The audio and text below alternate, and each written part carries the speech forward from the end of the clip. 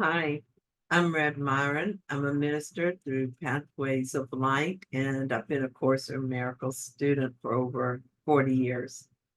I'm going through the text again this year with Jesus, asking him to clarify for me, and then I write from that clarity. And that's what I'm sharing with you today.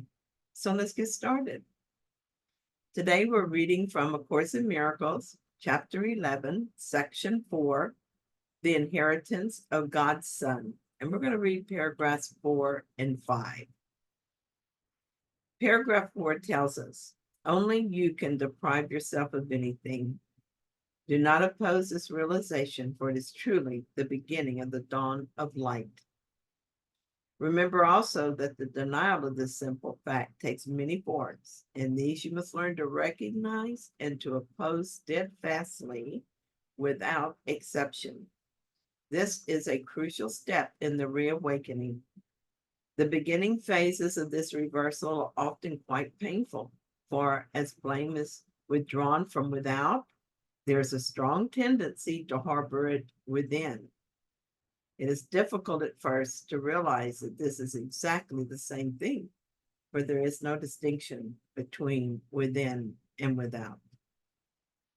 I'm sure that many of you can relate to this. I know I certainly could when I started. This is something from a past journal written when I was still working.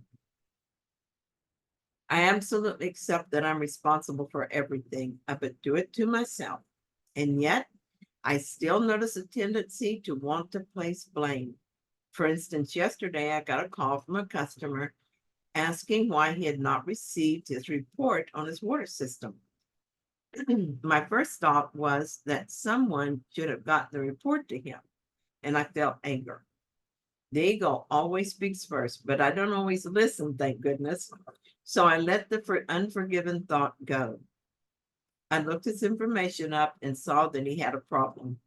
I felt frustrated again and felt like the new sales coordinator was never going to be as good as the old one who would have told me about this. Another attack thought, another attempt to displace blame and deny responsibility. This one was a little stronger, which means I liked that idea, was interested in it, but only for a moment, and then I let it go as well. The truth is, the world I see is one of my own making. I began with the belief that I'm a victim and that I am always besieged from without and unfairly treated. From that belief, I made an image that represented these ideas, adding some guilt and fear as well. This would be the story of my customer blaming me for what someone else did and maybe losing that customer as a result of their incompetence.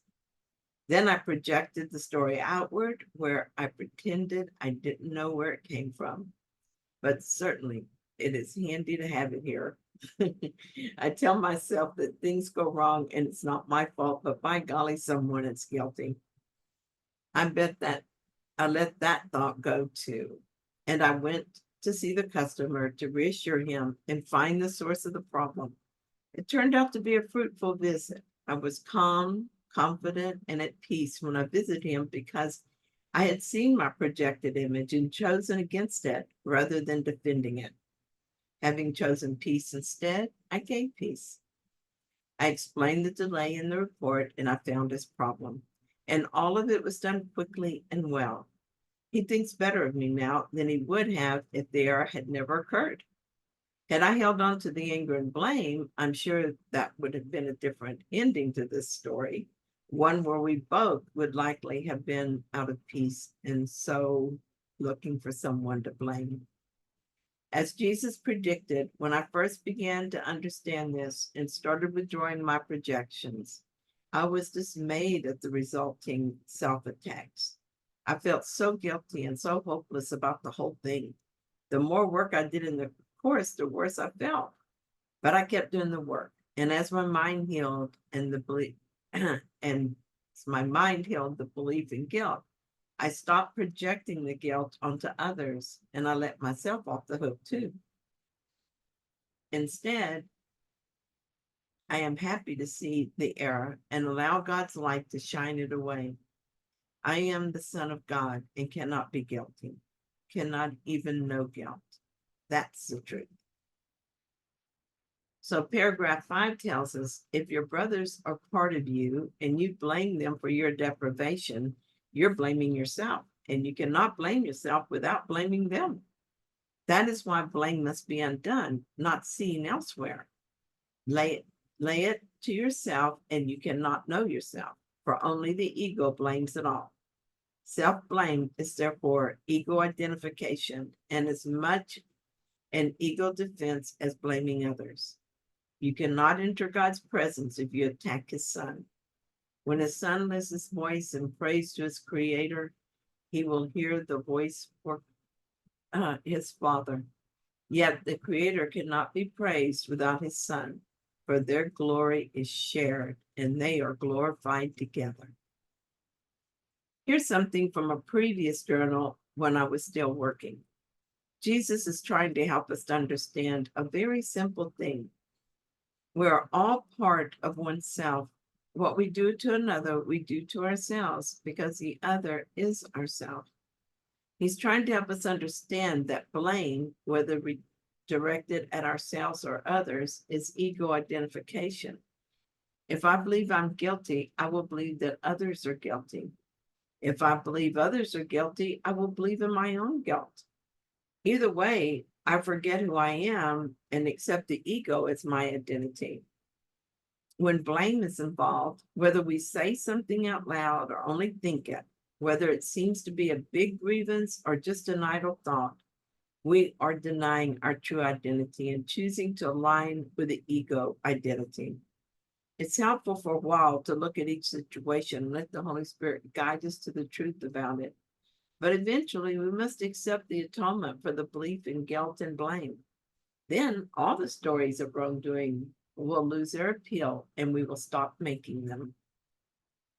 There is no way to be in the presence of God if we attack his son. We cannot know God without his son, and to see his son as guilty is to separate his son from him. This is an attack on the son, and so an attack on the father as well.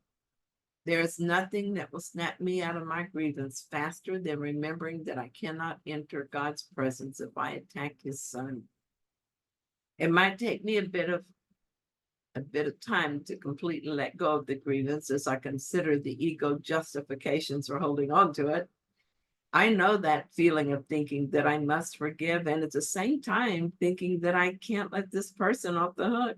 After all, the ego argues they really did this. If it is myself that I'm blaming, I will have the same experience of thinking that I really did this bad thing, and so I must be guilty. But no matter the appearance, no matter the justification, God's son is innocent. And no matter where I look, I see only God's son. It's up to me when I choose to acknowledge this indisputable fact.